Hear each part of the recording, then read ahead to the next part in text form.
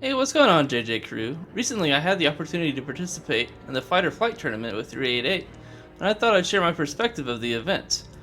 What our strategy was going into the tournament, where things went well, where things went wrong, and how I plan to improve my flying for future tournaments. In every round, I was flying the Gladius, and for all but the last, my teammates were in an 85X and a Buccaneer. From the outset, my task was to act as a primary target and pull focus from the enemy, as my ship would be the easiest to attack and the hardest to escape out of a fight.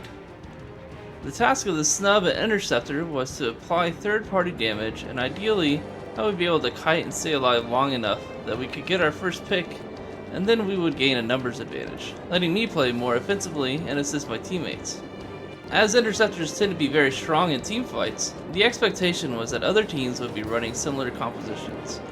For the most part, that held true. The exception being the Hawk, as it was slightly tankier and with more DPS, but less maneuverable than the Gladius. In any match where the Gladius was present, it was always our primary target, rather than prioritizing based on pilot skill.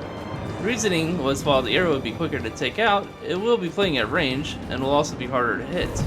The Hawk is a tankier ship, so the longer we have to focus on it, the more likely we are to take damage from a third party.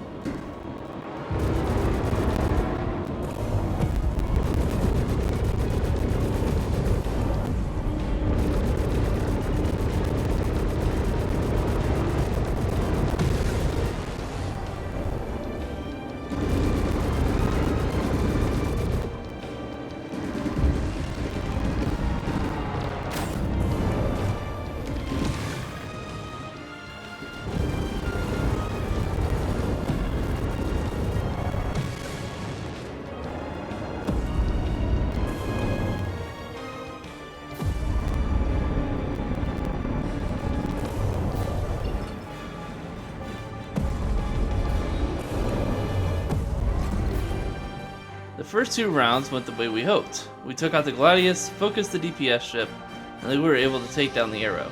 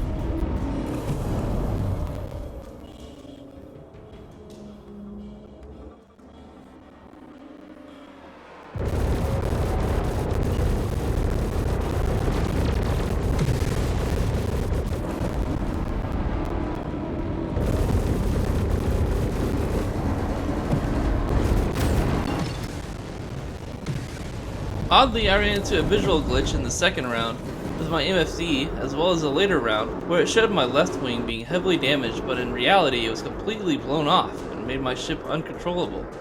I'm not exactly sure what's causing this discrepancy, but I hope it's solved in the next patch. In the end, my teammates were able to take out the remaining ships for round 2. Plan B put up a solid fight, but we were able to win the first 2 rounds and move on. In the second match, we went up against Shadow Moses. Credit where credit is due. These guys put in a lot of time and prep work for every tournament they do. You know they had been running scrims internally for weeks and testing ship compositions to see what will perform best in the tournament with the ships and loadouts available to us. It's no fluke that they're as good as they are. They put in the work to be competitive at the highest level. That said, some of the commentary during the tournament made it feel like the whole event was an advertisement for Shadow Moses. Promoting the SC PvP server as a place where people get together and train dogfighting also felt a little odd and disingenuous. I don't know anyone who actually uses it as a place to train personally. It's more of a community hangout space, at least currently. Now the ship composition that Shadow Moses went with, I don't believe any of us were expecting. They chose a Scorpius, Hawk, and a Santaki Eye. We had considered maybe a combination of Fighter, Interceptor, and Scorpius, but none of us considered the possibility that all 3 ships would be tanks with the DPS to back it up. My only ship I had configured for larger fighters was the Saber with Omnis, but I was hesitant to swap to it as it's a very easy ship to third party. Somehow, Shadow Moses had come up with the perfect counter to our composition. We didn't prepare with anything to answer it. In the end, we gave it our best though.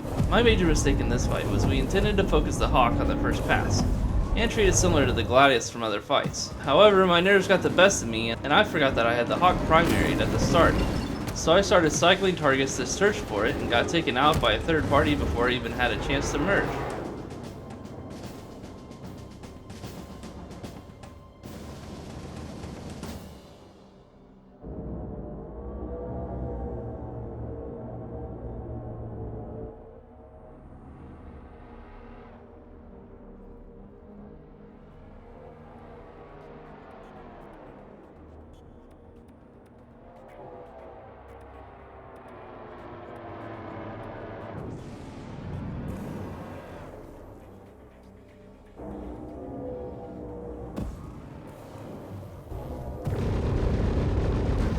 In the second round, we just lost because we were outclassed by the ship composition.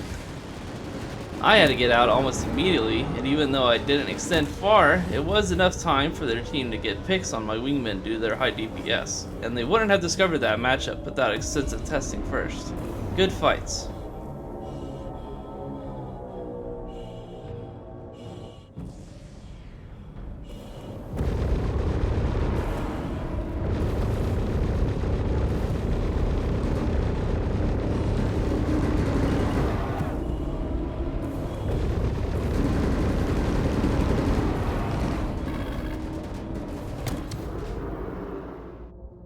Further into the tournament, we started seeing more teams using the Santaki Eye for its DPS and tankiness. One other advantage of the Santok is that while it may not have as much forward boost, Master Mose is primarily an extend and aim trade flight model, and the Santok has side and reverse trace even better than the Gladius. The final match took enough time to get going that I was actually kicked from the lobby while waiting, making me have to rejoin with a new ship. The major mistake for these rounds against Cinderborn, I didn't set power, which you can clearly see as I only have 50 rounds in the mag.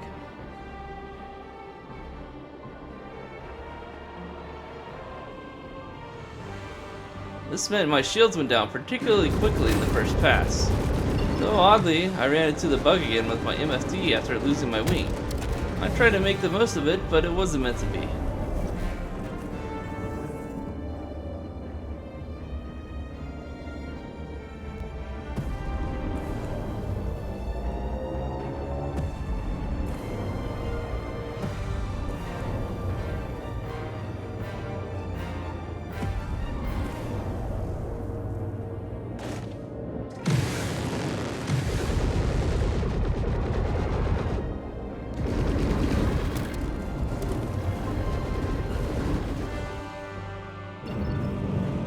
Final round before we got knocked out of the tournament, and once again I forget to set power.